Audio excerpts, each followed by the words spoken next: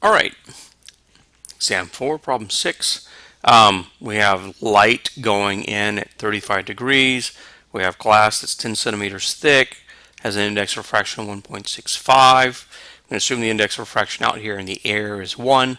What is the angle light makes with the perpendicular after it enters the glass? So that would be the angle right in that little area right there. So if we blow that up, we've got theta in, we've got the glass. Oh, I'm not drawing very well here. So theta 1 and theta 2, right? Theta 2 and theta 1 here. Theta 1. And so what do? We go to Snell's law, right? So for part A, we go to Snell's law with in air, sine theta in, right, equals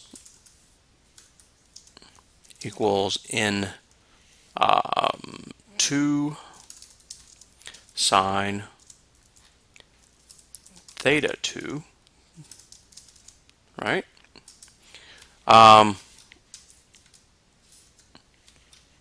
And so what is theta 2? Well, we have in air, which is 1. We have theta in, which is 35 degrees. We have in 2, which is 1.65. And so what we're after is for sine theta 2, right? Sine theta 2 is in air divided by in 2 times sine theta in,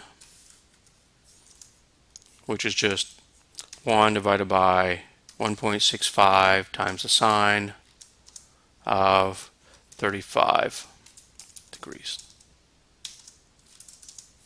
35 degrees, right? 35 degrees, in's 1.65. Let's pop over to Excel and find out what this is.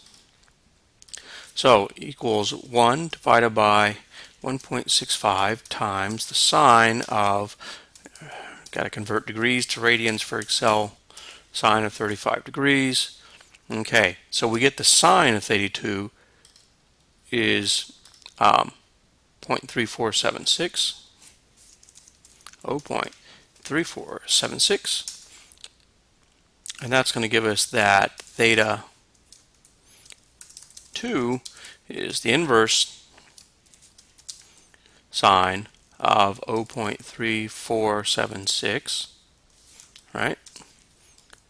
And that is, okay, equals a sine of that result. Now that's going to be in radians, so we have to convert that to degrees. So 20.34 degrees. All right, that's theta 2.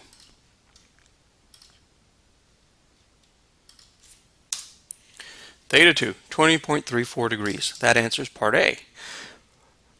Part B, when it merges back into air as shown in the figure below, what is the angle theta out? Well, you have to kind of examine this region right here and realize here is a straight line going between parallel lines. And from your geometry days, right, you have straight lines, you have a line, straight line going this way, this angle, and that angle are the same, right? So if we move on to Snell's law for the next stage, then what we're dealing with is simply 1.65 times the sine of 20.34 degrees, right, equals, and now we're back out in the air, 1 times the sine of theta out. Now, maybe you realize at this point that this equation is exactly the same equation as that one. And I don't mean just with the symbols, I mean they are the exact same numbers. So before we even solve anything here, we know that theta out equals theta in equals 35 degrees. Right? But if we're going to go ahead and solve it, We know we're after sine of theta out. So what is that going to equal? Sine of theta out. 1.65 times the cosine of that angle. All right.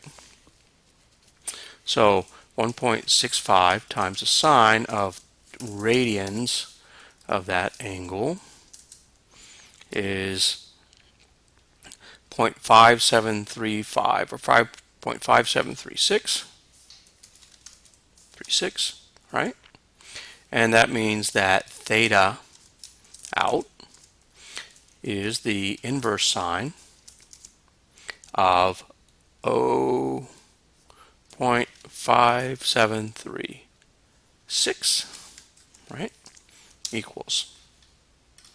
We come over here. First, we take the inverse sine of that, and now we have to convert it to degrees.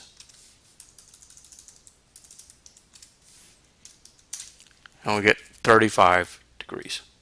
Now, if your calculators, you probably didn't get that, but Excel is carrying enough significant difference for me to get back to exactly 35 degrees.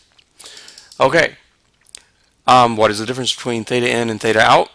And so, for the trivial answer, delta theta is 0. And now, what is the shift distance x as shown in the figure? So it's that vertical distance. So again, let's draw this larger. All right, we have parallel lines. We have the ray that crosses the glass and then goes out the other side. We know that this side is 10 centimeters. All right? We know that this angle is 20.34 degrees. 20.34 degrees. Right? So if we take the tangent of that angle is the distance we're after, x, divided by 10 centimeters. Right, so in the last part, tangent of 20.34 degrees equals x, what we're after, divided by 0.1 meters. Right? It is 10 centimeters, correct? 10 centimeters. Okay, so the tangent of 21 is x divided by 0.1, so x is 0.1 times the tangent. Okay, so equals 0.1 times the tangent of, convert to radians, here's my angle, and I get 0.037 or 3.7 centimeters. And that's it for problem 6.